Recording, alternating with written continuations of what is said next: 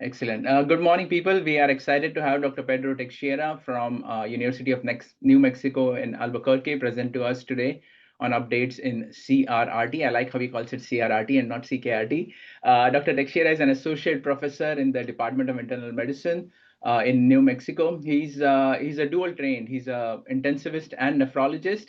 And he's, of course, because of that, he's the director of acute dialysis and CRRT at the University of New Mexico Hospital.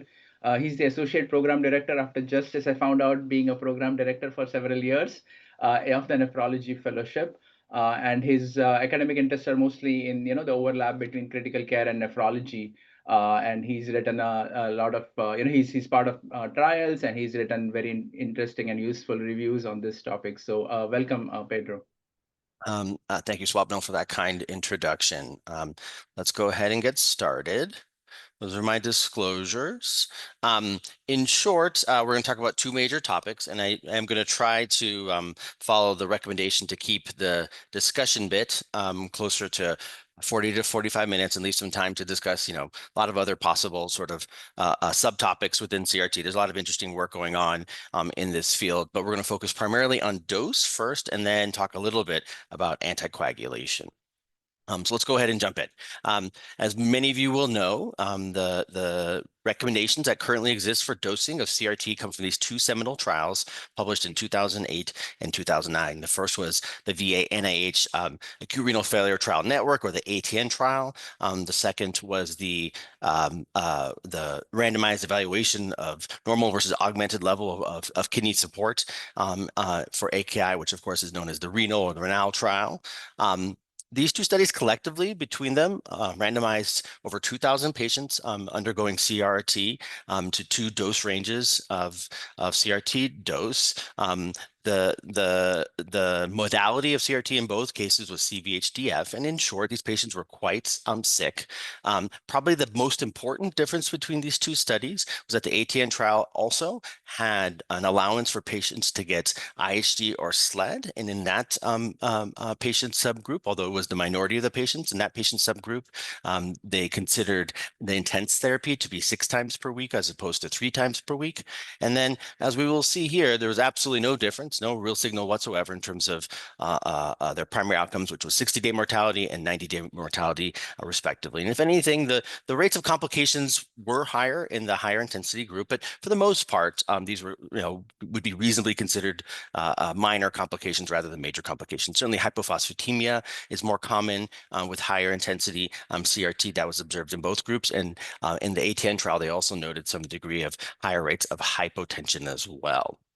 And so that led to the KDIGO guidelines. These are now 12 years old. The KDIGO AKI guidelines recommending, we'll start with the second bullet here for CRT, delivering an effluent volume of 20 to 25 mLs per kilo for CRT and AKI. They also made this ungraded sort of suggestion that this will usually require a higher prescription of effluent volume to achieve a 20 to 25 ml per kilo delivered dose based on some good observational data demonstrating that delivered dose is usually less than prescribed dose.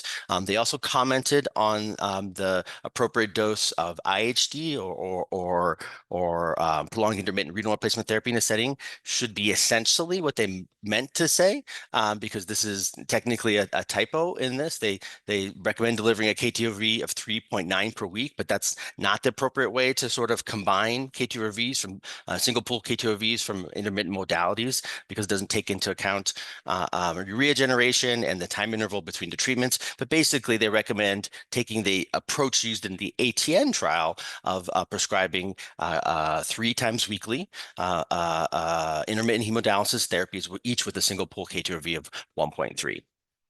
This is from the ASN board review materials, just kind of reminding you guys quickly, a KTOV single pool of 1.3. This hash marks at 1.2, and that gives you a standardized or weekly KTOV of 2. 1.3 will be about 2.2 or so.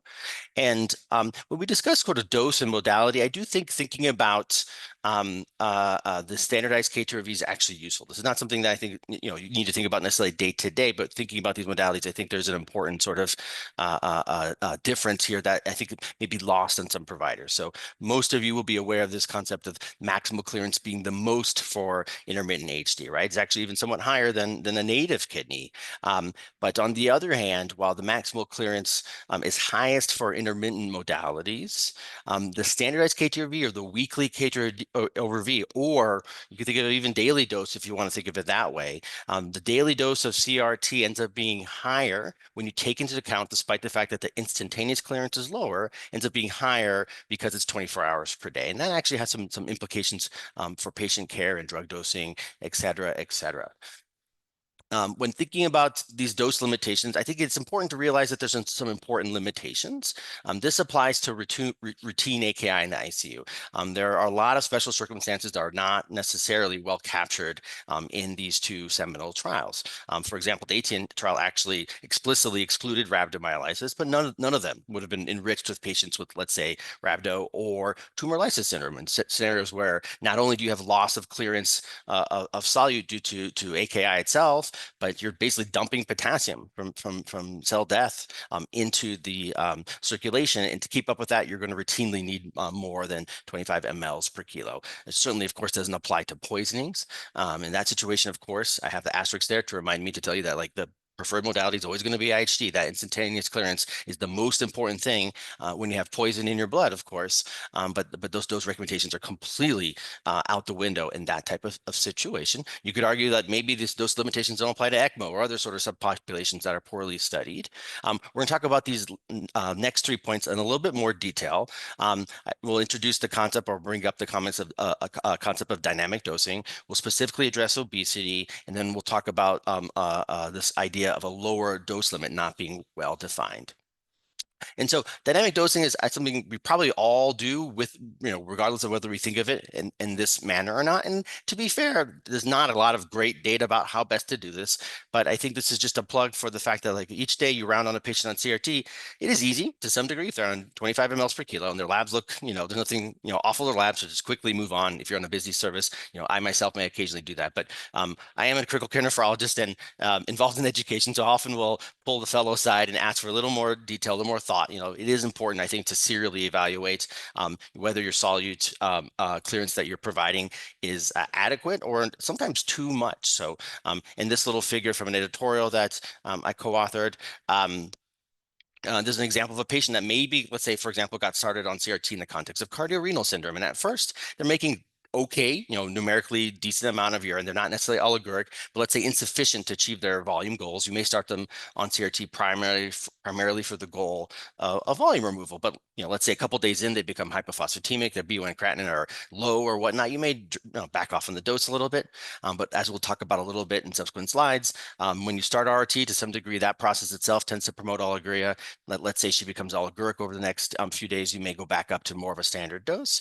And let's say she undergoes some kind of cardiac intervention that causes a complication. She develops a vascular injury at the site of catheterization and gets rhabdo. You may need to crank up her dose for a while to handle that, but always try to work towards bringing it back into the standard range once the need for increased solute clearance goes down. And so I think this is like the idea of dynamic dosing. One, another way of looking at this is that people have proposed, experts in the field, and this has been published in the so-called ADKey sort of publication, this idea of trying to match the demand required by the metabolic situation, supply, kidney supply demand. So let's talk about obesity next. When I was preparing these slides, are Canadians that obese? Like, I don't know. I mean, like, I assume probably somewhat, but less so the United States. That's basically the case. This is a publication in the lay press, of course, but this is referring to a proper journal article published in CMAG, documenting about a third of Canadians are obese. And this is somewhat less than the United States, but not that much. So we're getting close to probably 50%. And so this does come up even up north in Canada. And so in the space of obesity, we really don't have prospective high quality data saying that, one approach is better than another. Possibly the best study looking at obesity and CRT, however, is this one out of the Mayo Clinic, Kinush Kashani and colleagues. And this was a little bit of a complicated study to digest, and I tried to find a nice figure to summarize everything. And in short, I decided just to describe the study to you. So I'll go ahead and do that now. They had about 1,000 patients undergoing CRT in their center, and they looked at the relationship between dose, various ways of considering weight, and outcomes.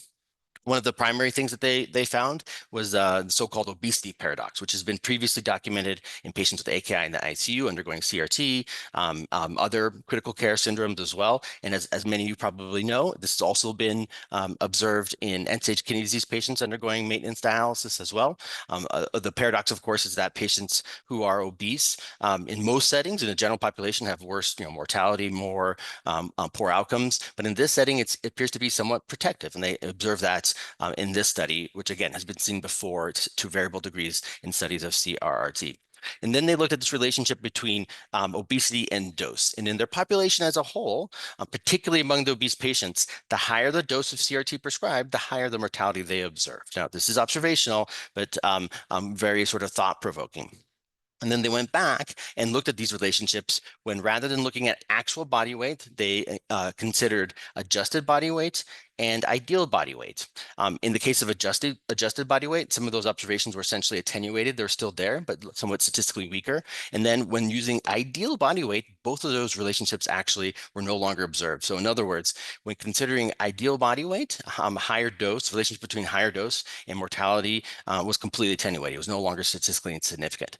They make the argument that they make a fair set of conclusions. They're extremely sort of cautious. They mention that this is hypothesis generating, but they suggest, which I think is fair because there's not better data out there. There's no prospective data out there that this, you could use this as evidence to apply ideal body weight rather than actual body weight to patients with obesity undergoing CRT. Now, there's a variety of other methods to deal with obesity, all of which to some degree involve some degree of backing off on the dose or capping the dose as patients get larger and larger, but this is arguably some of the better data to guide us. All right, so let's talk about now the lower dose limit of CRT and the fact that it's not super well defined. So, first of all, to bring up something a little bit obvious, like certainly in critical care, there's been multiple examples in the literature over the last several decades showing that less can be more. So let's take, for example, ARDS. If you give me a patient with ARDS, you want me to normalize their blood gas, I can do it. I can get you a set of vent settings that gives me a normal PA2 almost all the time. The problem is that that's going to require, tidal volumes and pressures on the ventilator that, are basically going to cause ventilator-induced lung injury. I'll normalize the blood gas at the expense of the patient dying more, which is obviously suboptimal. Transfusion in critical care is a similar idea as well. This is moving a little bit, changing a little bit, in that there's some interesting studies recently looking at neurocritical care populations where maybe more is more, in short, based on some of the recent trials looking at acutely brain-injured patients and intracranial hemorrhage, subarachnoid hemorrhage, for example. But certainly in general critical care, less is more. Outcomes for patients who get transfused to a hemoglobin of 7, or I should say hemoglobin of 70, right? Rather than a hemoglobin of 100, there you go. I'm translating well, are as good, or in some cases even better. Certainly in nephrology, this applies as well, at least the anemia story, right? You can, most patients normalize their hemoglobin with aggressive ESA dosing, but unfortunately, that comes at the expense of an increased risk of stroke or other cardiovascular comorbidity, morbidity. All right, and so this article here is from Ted Clark, who's on the call today, and I think, to be honest, this was the first time I saw in the literature any acknowledgement of the fact that like more may not be more for CRT. And I think this is a really nicely written editorial, but they also make a very important point. Anita Vijayan, who's the co-author, was one of the investigators in the ATN trial, so she's a little more familiar directly with this. The ATN and renal trials didn't randomize patients to deliver dose, right? They randomized patients to prescribe dose, the dose that was actually achieved, even in the context of these, heavily monitored, well-executed trials, was somewhat lower. So specifically in the ATN study, in the lower dose arm, what we now consider standard dose, the achieved dose was closer to 18, and in the renal study, it was 22. So you can make an argument that cranking up the dose to 25, for example, may be excessive. However, when you look at practice patterns across North America, for example, we tend to not only correct for that discrepancy in delivered versus prescribed dose, we overshoot somewhat beyond that as well. This is a really nice observational epidemiologic study from Alexa Riwa up in Edmonton, and a collaboration between a couple of centers in Canada and 3 centers in the United States, just collecting high quality granular data about practice patterns. I'm just going to focus on the dose issue, but they observed at these centers that are all like kind of high-powered academic medical centers where there's experts, helping sort of guide the CRT programs, where you would, in general, expect the practice patterns to match the guidelines the best. Across these 1,000 or so patients that they looked at, the median prescribed dose was 31, so 50% were above the recommended dose range, and even 25%, looking at the interquartile range, we're getting 40 plus. So these are really, really high doses. Now, it's quite possible that a lot of these patients, may have, appropriate indications for higher dose because of, refractory hyperkalemia, acidosis. Some of them may have had rhabdo, tumor lysis, et cetera, like we talked about. But still, on a population level, this is kind of, discordant, I think you could argue. Here's a nicely written editorial by John Prowl from about 10 years ago, sort of revealing, in my mind, I think John Prowl, I should say, like he's a critical care nephrologist in London. He's absolutely brilliant. The last author on this study is the late Ronaldo Bellomo, the first author of the renal trial, who's absolutely giant in our field. So I'm not saying like they're like, I have nothing but respect for those people, I should say, but I actually kind of disagree somewhat with their conclusions. They, generated this figure suggesting that the best practice zone is 20 to 40. That's probably reasonable. They make it clear that higher dose has no benefit. I think that's correct too. But then they basically speculate that there's this massive cliff here, that mortality dramatically increases once you get below 20 mLs per kilo. And I don't think that's really based on any good data. They sort of cite some data that are from observational studies, historical studies, extrapolate ESRD data, and they make this interesting statement that collectively all of the observations provide strong circumstantial evidence that doses less than 20 mLs per kilo are likely to be harmful. So I don't know what strong circumstantial evidence means. It seems a bit of a contradiction, but I think does reveal a bias in sort of Western countries towards kind of more is more for CRT, despite the fact that we really don't have any good data what the lower dose limit truly is. At a conference, I won't mention who it is, at least not on the recording, but back when I was, I think, a junior faculty, I brought up the fact that this lower dose limit is not well defined, and I was, somewhat accused of being a nihilist, which is kind of a strong term. So fortunately, I think the tide is turning in terms of the field, accepting the fact that the lower dose limit is not well defined.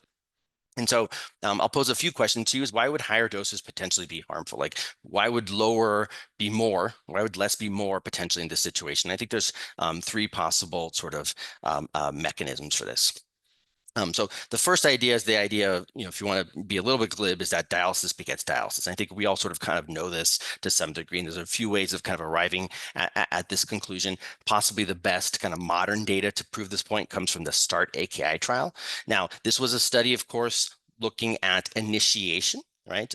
They took 3,000 patients across the world in a bunch of ICUs and randomized either to a standard initiation strategy or an accelerated strategy.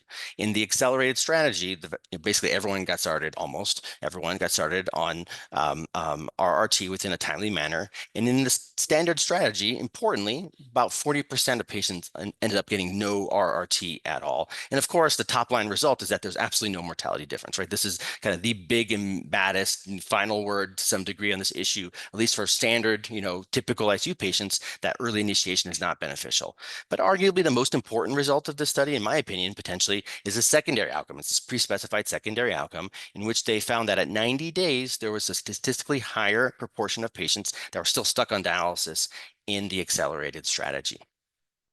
And we've sort of known this idea for decades that dialysis may beget dialysis. There's some really interesting studies based on basically histopathology from the Vietnam War, back in the era when dialysis was a really new therapy. We kind of know this as well from looking at residual renal function in patients with CKD who undergo PD rather than HD. The PD patients will hold on to the residual renal function much longer.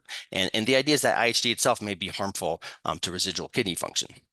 The mechanism of this, has been researched by Chris McIntyre's group, again, up in Canada, doing some really, really wonderful research. As many of you will know, he's the one who really did some of the seminal research on the issue of myocardial stunning. But there's some kind of renal study that appears to occur as well on IHD also. So this is from the CKD, end-stage kidney disease setting. So extrapolating this to AKI is potentially a bit of a stretch, but I do believe that most people in this field think that a similar process occurs with IHD. And so these are basically kind of fancy scans looking at blood flow on patients on dialysis immediately before and then during the therapy. And what they show here, so the red is kind of hot, is the highest blood flow here at the spleen, for example. These are end-stage kidneys, so to some degree, the renal blood flow at baseline will be decreased. So this is kind of like medium level flow, yellowish, but during dialysis itself, it decreases even further. So IHD itself decreases renal blood flow, and they documented approximately a 20% decrease in renal blood flow during IHD. This was observed to some degree in two post hoc analyses of the ATN trial. This first one looked specifically at the effect of being treated with more intensive therapy on urine output, so somewhat in kind of a more acute setting, similar to those comparisons between PD and IHD, and in short, being randomized to the intensive arm of the ATN trial was associated with a more precipitous drop in urine output. Again, not super shocking, I think, clinically. Thinking at the bedside about how starting dialysis in non-oliguric patients is often associated with a drop in urine output, but they showed it in a relatively rigorous manner here. This is a second post-hoc analysis, again from Anita Vijayan, looking now more at renal recovery.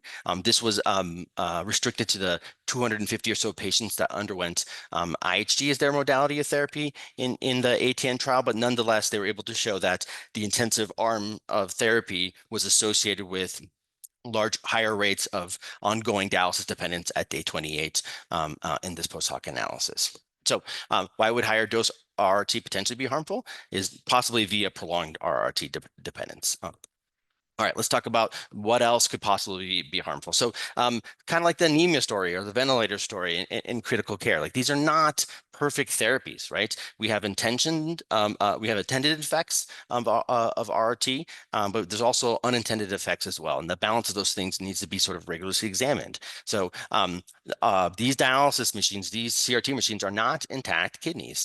So much research, and it's interesting and valuable, but nonetheless, so much research has been done looking at like changing the hemofilter, doing fancy things to like, let's say, in a basic sense, trying to make a hemofilter more similar to a native glomerulus, right?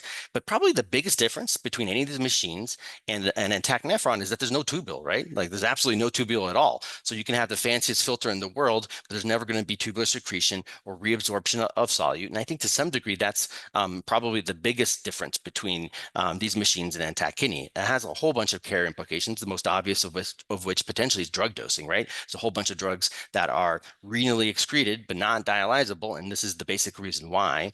But some of these other unintentional sort of effects as well as loss of things that normally are filtered, but reabsorbed by the kidney. And so these are a couple of studies. These are observational studies. This is all kind of, I would say, kind of mostly hypothesized effects here in terms of like, do these things have real clinical impact? But nonetheless, I think these are worthy of additional research.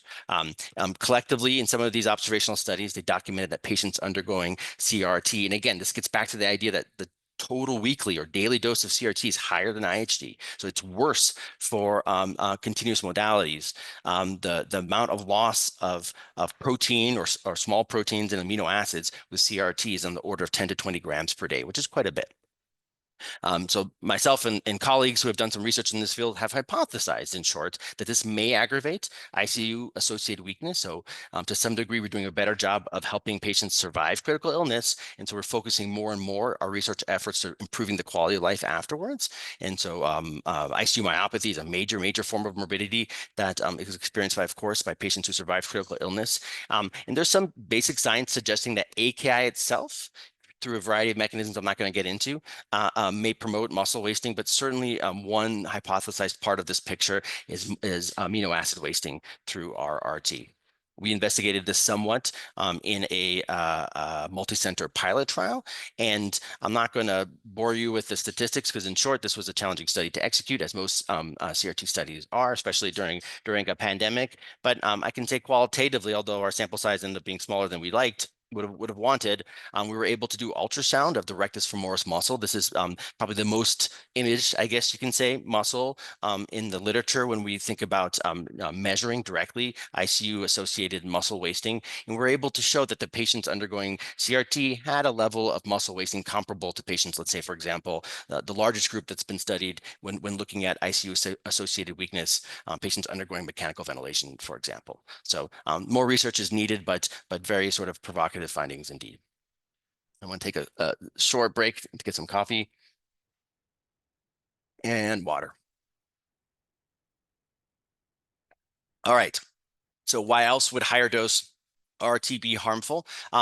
Some of you may be familiar with this line of research, but hypophosphatemia has been researched as a possible mediator of harm from renal replacement therapy. The first study looking at this was from Svag Demirjian. He's the acute dialysis director up at the Cleveland Clinic, or for you guys down at the Cleveland Clinic. In this study, they looked at 300 or so patients undergoing CRT at their center and basically correlated rates of hypophosphatemia developing during CRT with increased rates of requiring tracheostomy. So in other words, increased rates of prolonged respiratory failure. In a subsequent publication, yet another post hoc analysis of the ATN trial. On the right here, Dr. Sharma and colleagues were able to find that being assigned to more intensive arm of the ATN trial was associated with longer duration of mechanical ventilation. And then when they looked to see what the mediators of this effect might be, they were able to show that hypophosphatemia appears to somewhat mediate this risk. To some degree, we don't have hard data yet that preventing hypophosphatemia improves outcomes, but this is probably the closest thing that we got. This is from Javier Nera, who used to be at the University of Kentucky, is now at the University of Alabama, Birmingham. And he looked with his colleagues at the effect of basically implementing the standardized use of Foxilum, which is a form of CRT replacement fluid that has 1 millimole per liter of phos in it. And they did a before and after study, essentially. So that's nonetheless still observational study, but they were able to basically demonstrate that the implementation of the use of this higher phos-containing fluids was associated with decreased duration of mechanical ventilation, as well as somewhat lower hospital and ICU stays. And so Dr. Nera and Dr. Pranav Garamella from UCSD in California are hoping to basically study this in a randomized crossover trial to basically show that use of phosphate-containing fluids may actually lower the duration of mechanical ventilation. Okay, so two possible mechanisms that higher dose RRT could be harmful include exacerbation potentially of ICU-associated weakness and increased duration of mechanical ventilation. I think it's fair to say that those need more research, but those are sort of viable theories as well. Of course, the other thing is cost, right? Let's say, for example, that 15 is as good as 25. And so why would we want to do 25 in that situation, right? Like we're talking about thousands of dollars a year in a typical CRT program in terms of reduced cost of CRT fluids. The other source of data about low dose CRT somewhat randomly comes from Japan. I'd say somewhat random because of all developed countries in the world, it's the only one that does not routinely provide standard dose CRT. Their insurance, national insurance system, for whatever reason, caps the amount of CRT fluid that can be used in patients to this range of 15 to 24 liters per day. So depending on the size of your patient, that could be a rather low dose. And I don't have time to go through each of these individual studies, but I'll just kind of summarize some of the publications that have come out of this. These are all observational studies. But in short, in the top two, they looked at the relationship between CRT dose and outcomes, and they saw absolutely no signal of harm whatsoever with lower dose CRT. This bottom left one basically showed that, like, the vast majority of patients, I personally don't think that, urea control is going to be a major issue ever in these patients, but the bottom left showed that 15 mLs per kilo is more than enough to control azotemia in patients on CRT. And then this bottom right one, which is the most recent publication, they did see a signal for potential harm in the lower doses, but they only saw it when doses dropped below 13 mLs per kilo. So overall, certainly in the range of 13 mLs per kilo or higher, no evidence from these observational studies that low dose CRT was associated with harm.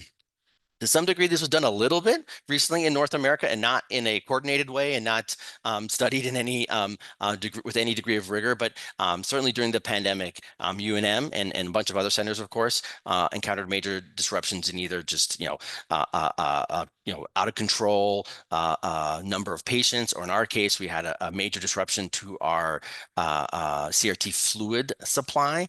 And during this period of basically extreme need, we just dropped everyone's doses as much as they tolerated, right? These are uncontrolled studies.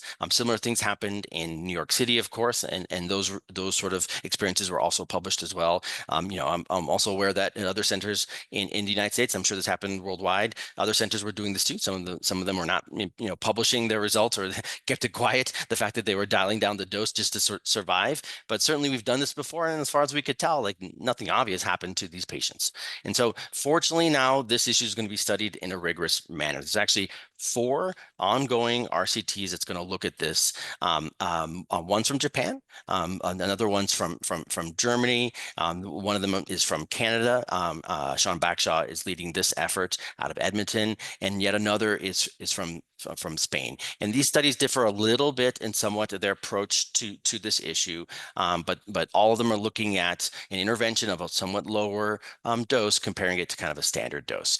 2 of the 4 are kind of true pilot studies looking at feasibility metrics as their outcome, whereas the other 2 are looking at some combination of death and renal replacement therapy needs, which kind of makes sense based on the dialysis begets dialysis story. So we should have some high quality data about this topic soon.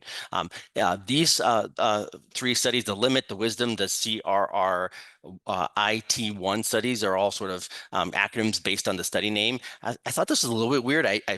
I do not speak German, but I was wondering where this Ketzeri, this is from Alex Zarbach in Germany, where this came from. It turns out that Ketzeri is the German word for heresy.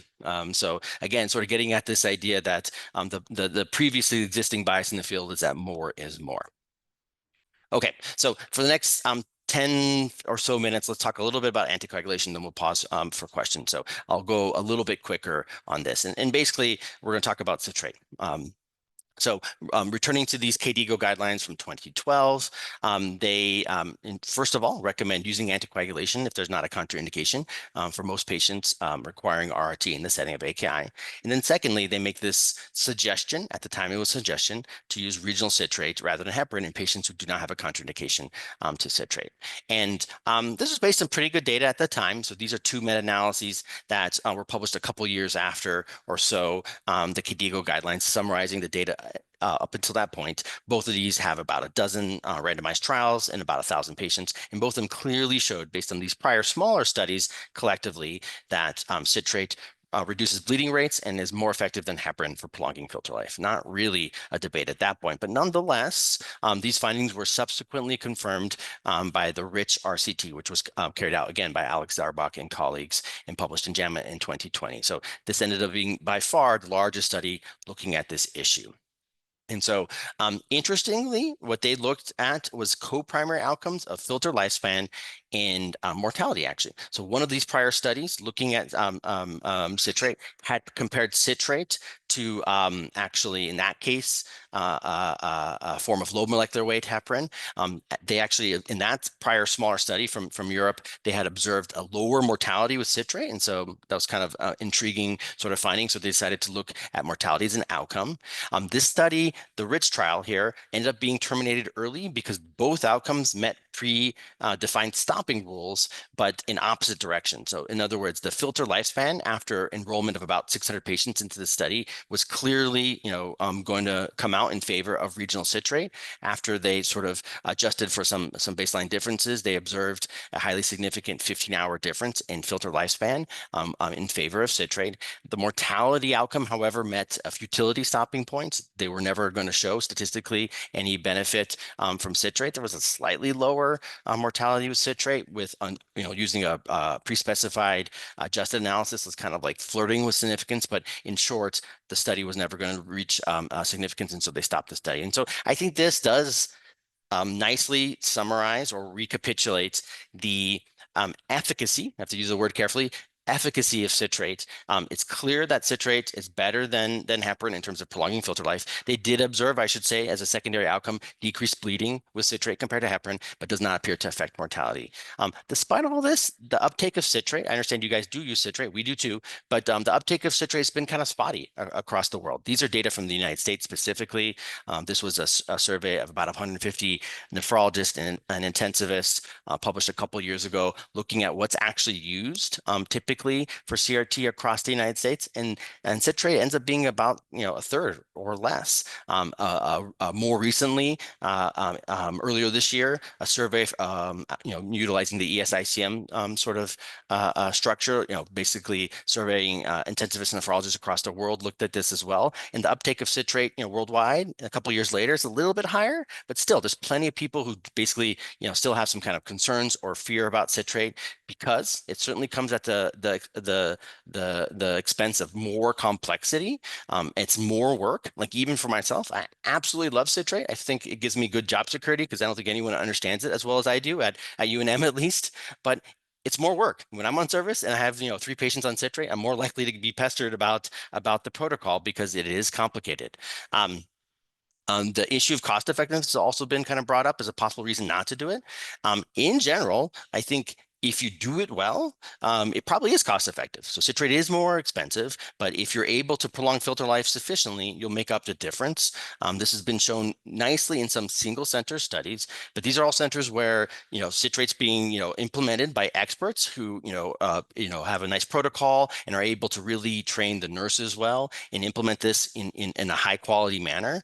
But the real world data, when you look at multi-center data, it's a little bit more mixed. So this was a very interesting analysis out of the UK. And in short, several years ago now, they implemented nationwide, for the most part, a shift from systemic heparin to citrate in ICUs across the United Kingdom. This particular study looked in the end at 69,000 patients in 181 ICUs in England and Wales. And they looked at what the effect of the implementation of citrate was in these patients.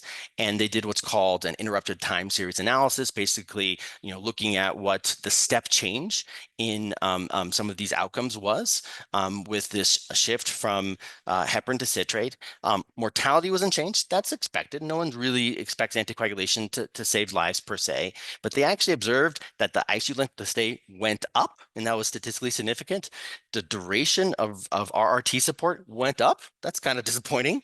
The need for basically vasopressor support went up.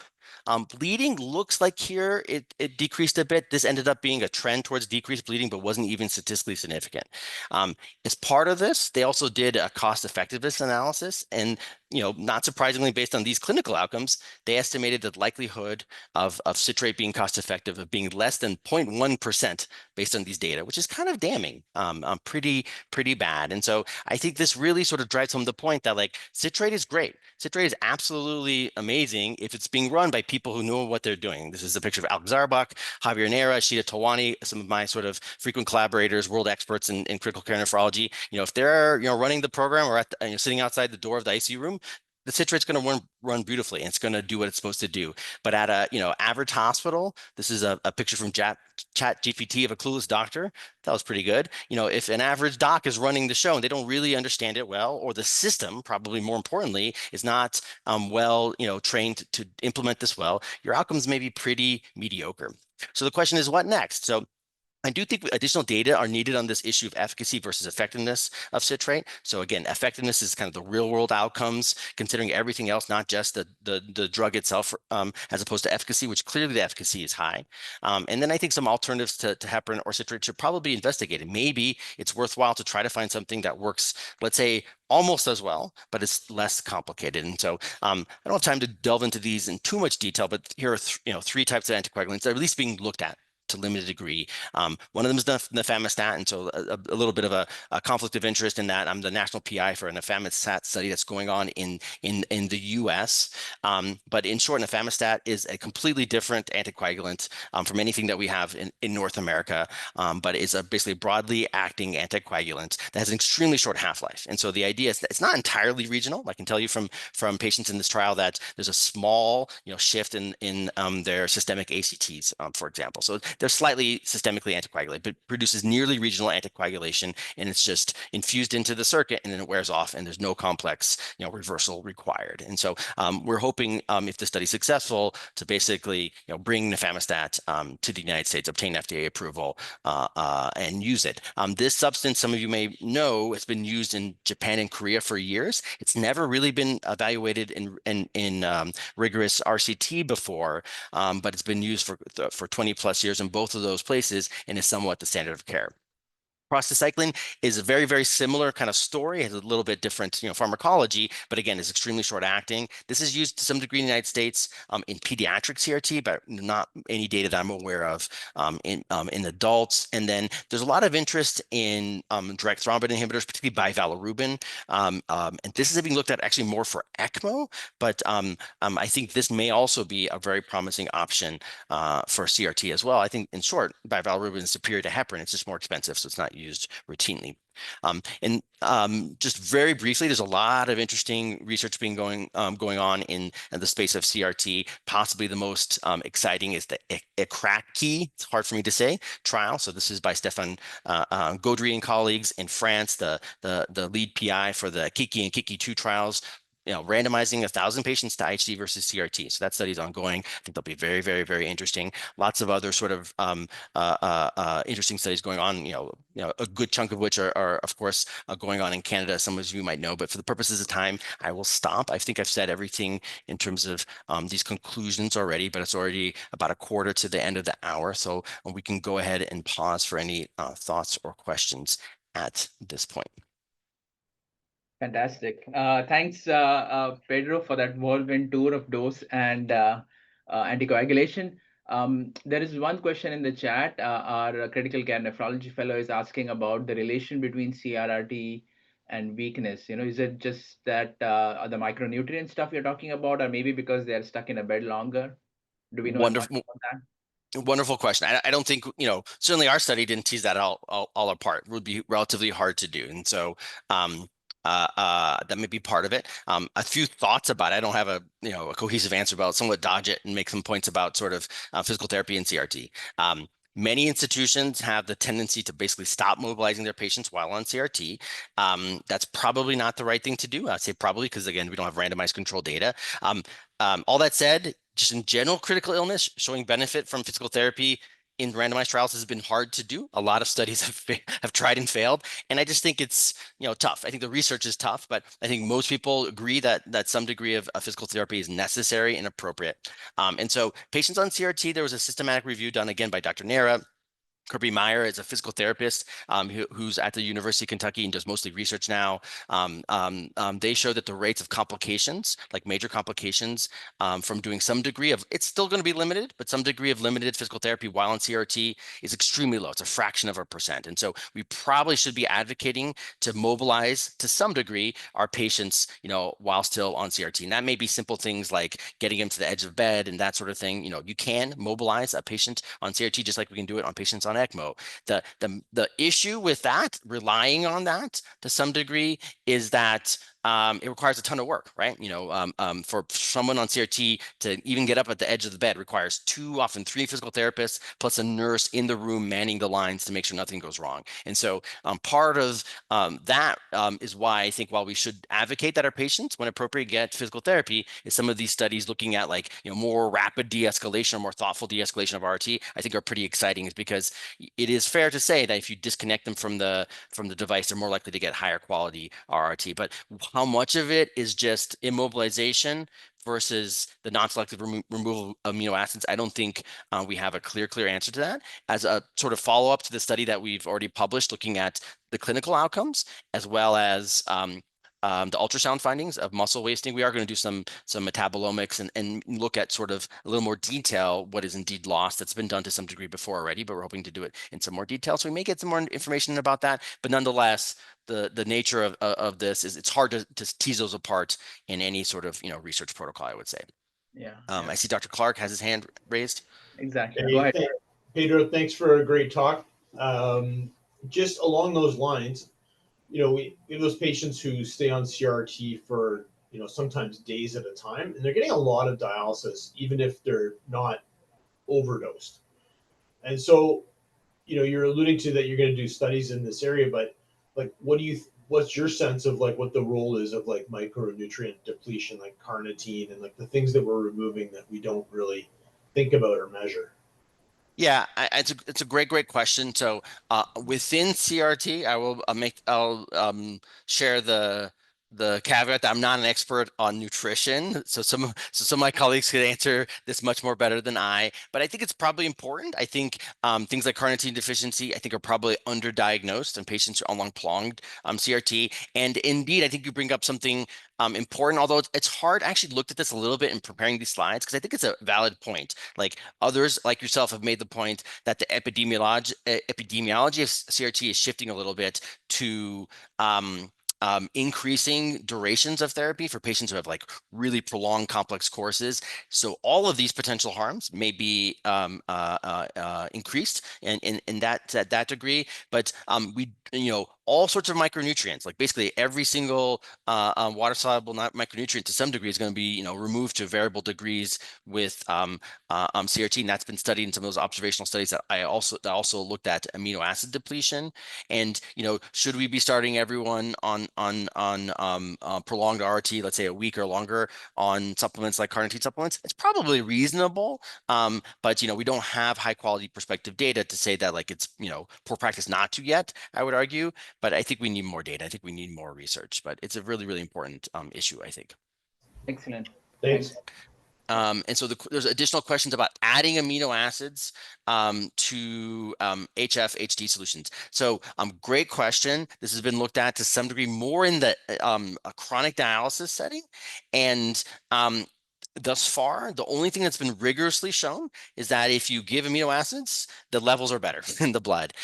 But interestingly, like it's more complicated than that. And so in these studies looking at amino acid depletion, one thing that's interesting is that the blood levels of amino acids don't necessarily uniformly drop. In some cases they do for some of the amino acids, but in many cases actually they're maintained.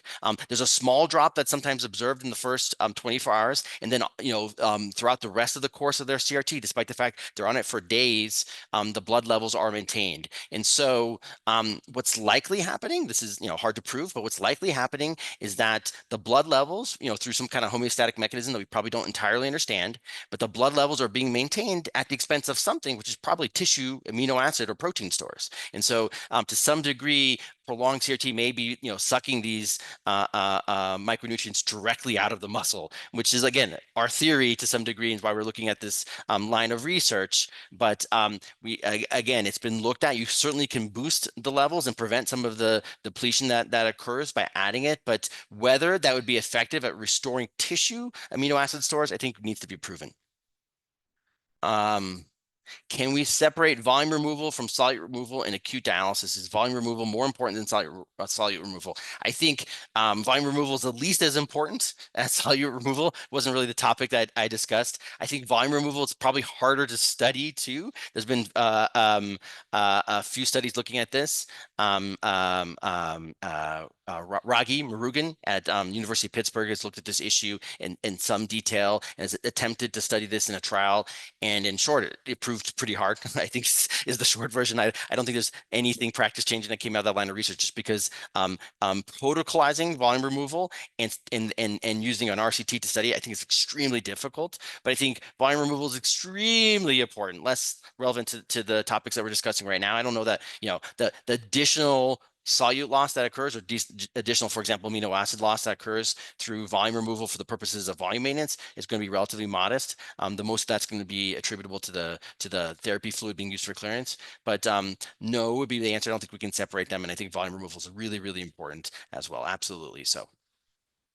Excellent. I can now ask some of my questions. If other people have questions, please raise their hand and feel free to unmute yourself. We have 10 more minutes of Dr. Texeira's time. What do you think about the role of drugs and drug dosing in the, perhaps higher is worse issue, especially with the dynamic dosing and all that, right? Would that and how do you, do you have any practical advice on how we should be thinking about drug dosing in CRRT? I was recently at a conference in Vancouver in Canada, where I saw a couple of good presentations on this. So I think it's extremely important. So even if you set aside CRT, right, there's pretty good data that we often fail to achieve therapeutic doses. And this has been looked at, kind of for obvious reasons, most in terms of antibiotics, because obviously achieving therapeutic antibiotic levels are super important in patients with sepsis, at least we think. And then obviously most, at least beta-lactam antibiotics are dialyzable, right? Or renally excreted or both. And so even if you set aside renal replacement therapy, we often fail to achieve therapeutic levels. And this is complicated. Pharmacokinetics can change quite dramatically in a setting of critical illness. Like the most obvious thing is that, there's typically an increase in volume of distribution associated with critical illness. And so that might contribute to underdosing somewhat. And then in terms of RRT, indeed, that's another proposed sort of mechanism of potential harm from excess RRT. And dynamic dosing is basically a headache for the pharmacist to some degree. Not every dose change will require a change in dose of antibiotic, but many of them will. So I think it's a plug, for communicating with your critical care pharmacist to make sure they're aware of what you're doing in terms of CRT dose. And so when you crank up the filter, it may be appropriate to increase the dose. Despite the fact that, obviously patients with renal failure will typically have reduced excretion of drugs, again, even before you get to RRT, many of those patients will still have, drug dosing, drug levels in the blood that are below target. And so there's been this proposal to basically as a practice pattern, not something that I think was well known, let's say 5 years ago, but I think increasingly people are suggesting that we hold off actually early in the course of sepsis, despite the presence of AKI, for making any adjustment to doses of antibiotics or other renally cleared medications for 48 hours. And so obviously conceptually, the rate of elimination of drugs shouldn't influence the loading dose. We still should be loading up these patients with, appropriately kind of aggressive antibiotic regimens that we should be using for sepsis, but actually holding off on any, dose reduction for kidney function for 48 hours, which is, I think, longer than we might have thought in the past. The data to support that approach, I think, are still not super strong. So I think additional research is needed, but that's an interesting sort of kind of theme that's kind of emerged somewhat from the critical care pharmacy literature over the last, let's say, 5 to 10 years. Now, CRT is going to enhance elimination to some degree, but it's highly variable and depends on the drug. Again, because CRT machine is a big friggin' nephron, a big friggin', glomerulus. There's no tubule. The amount of elimination may differ. Like you actually, there's a whole bunch of drugs that are renally excreted but not dialyzable or not effectively dialyzable, and they're almost all secreted by tubular secretion. And so it differs by drug. But if anything, we often do need to increase the dose when someone started on CRT, and certainly if you crank up the dose, you need to communicate with your pharmacist to do it. But basically it's a case by case basis. Every single drug will be somewhat different. Excellent. Yeah, I fully support, trying to overdose, and I don't think we do it enough here locally too. You covered most of the things, we would have wanted to, but, to go into areas that you have not talked about, is the pre-dilution, post-dilution argument done? Is that why we don't talk about it anymore? I don't know about the arguments. So this is definitely not uniform across the world. So they're both, I think, considered standard of care. I'm going to go way back to my ATN versus renal study trial. The renal study was actually exclusively post-dilution CVHD-F, and so, but ATN was pre-dilution, and it's actually interesting because yet another kind of clue that maybe standard dose might be too much. So the ATN trial actually used lower dose targets, but did pre-dilution. So if anything, this 20 may have been delivered even a little bit less. I'm not sure, Ted, if your editorial accounted for that or not. Probably not, the degree of pre-dilution. Whereas renal, which used a somewhat higher targets, did post-dilution. I think an interesting area of research, even more broadly, is hemofiltration versus hemodialysis, right? I think, I have a somewhat of we do CVHDF, and I think many academic centers do too, but it's more probably, in my opinion, related to the convenience of having the ability to combine different fluids and that sort of thing. There's not great data that, CVVH versus CVHD versus HDF make any difference at all. But I haven't heard much discussion at, conferences about pre versus post dilution. Post dilution, of course, is more efficient in terms of solute removal, but comes at the expense of more clotting. I do think additional studies, like pragmatic studies, right? These are both, modalities that are considered standard of care. I do think additional studies looking at hemofiltration versus hemodialysis and CRT are warranted, but I don't think these are like studies that should be looking at mortality. I think just for filter life. I'm biased towards thinking this is actually somewhat controversial. Some experts in the field still recommend adding pre-filter fluid in patients that are on, some form of hemofiltration, either CVVH or CVHDF, adding pre-filter dilution fluid to dilute the blood, to decrease the risk of clotting. In that situation, I think personally that makes zero sense, because if you're adding fluid pre-filter, you dilute the blood, but you got to take that filter back, unless you want to turn your patient into the Michelin man, make them grossly, positive. You have to take it back. And so whether you believe in filtration fraction or post-filter hematocrit as the best metric to look at, adding pre-dilution fluid at the very minimum is going to be neutral or worse in terms of filtration fraction, in terms of promoting clotting. So I think some additional pragmatic studies looking at dialysis versus hemofiltration in the ICU and looking at just filter life are warranted. There's a quasi-randomized control trial out there suggesting that dialysis is better, some observational studies too. So I'm biased towards that. But to answer your original question, I think, pre versus post dilution is not a hot topic swap right now. I think it's fair to say. Cool. No, that does make sense. But talking about hot topics, Moyad is asking in the chat about citrate in liver failure. Yeah, so the answer, it can be used cautiously. So there's two general approaches to this. So at the University of Michigan, Leo Yesayan, who's probably, I think fair to say, a bigger CRT nerd than I, he runs their acute program. They've developed a protocol designed for patients at high risk of citrate accumulation. They actually call it the shock protocol because it kind of gets at the point that it's not always just the liver. The liver, liver dysfunction is a risk factor for citrate accumulation, but so is shock. Basically, any situation in which you're metabolically compromised and have a high serum lactate, you'll be at risk of citrate accumulation. And so this is a protocol very adapted with extremely low blood flows. The less blood flow you have, the less citrate you need, somewhat the lower the risk of citrate accumulation.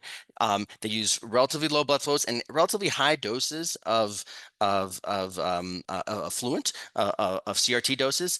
So one possible, I didn't mention this, but one possible limitation of low dose CRT, it may make citrate anticoagulation harder to do because the lower the dose of affluent that you're providing, to some degree, you're going to rely more on the body to metabolize the citrate. And so I don't think necessarily that putting someone who's on citrate on 12 mLs per kilo is probably a good idea. But nonetheless, in that protocol, the shock protocol, low blood flows, high CRT doses, you can basically safely do citrate with that type of protocol in someone who's got zero metabolism of citrate. So you absolutely can do it. Our protocol is a little more kind of like run of the mill, and we do some of that. So like you're still going to need to be careful, use somewhat lower blood flows, not necessarily as low as they use in Michigan, and again be a little bit more generous with the citrate the CRT dose to remove the citrate. But you can do it safely, but probably the most important thing to realize is that the best marker of risk of citrate accumulation is not so much the LFTs, is the serum lactate. And so this was, for example, incorporated into the RICH trial. And I think this is a reasonable, I'm not sure how well validated this is, to be fair, but a reasonable approach. They excluded all patients with a lactate of 8 from their study. And I think it's fair to say those patients are particularly high risk of citrate accumulation. So I think a reasonable approach is that if your serum lactate is 4 millimoles, this is millimoles per liter or less, you're probably pretty low risk. You still need to pay attention, especially if there's liver dysfunction. But in the range of 4 to 8, it can be done safely, but needs to be monitored closely. And 8 or higher is probably not a great patient to do citrate in. Certainly the RICH trial provides no assurances that that's safe. Excellent. And on the micronutrient thing, I had just one, again, Ted, and you discussed this already. But in chronic hemo, to take a parallel from chronic hemo where we give a vitamin B and C replacement, and I don't think we have got any trials in that area. There are just case reports of, people who get scurvy if they're not repleted. What about, at least giving some vitamin replacements? Maybe, of course, they are getting fed and they get stuff in that. And again, that betrays my knowledge about nutrition in critically ill patients. Is that stuff, beyond carnitine, simple things that we could do to help in that situation, or that you do?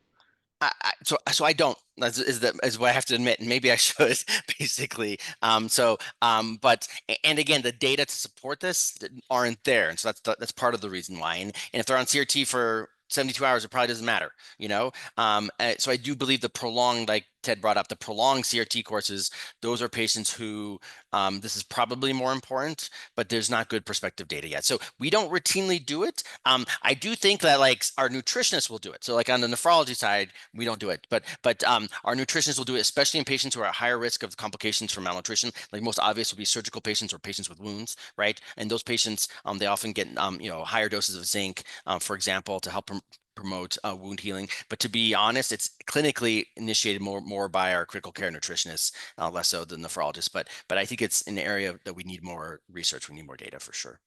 Fantastic. And on that note, we will stop. We are just a minute past the hour. Thanks again, Pedro, for that wonderful overview. You're welcome. Thanks again for the invitation. Swap, are you coming to ASN this year? I heard you may not be. Very few of us are coming to ASN, unfortunately. When was the last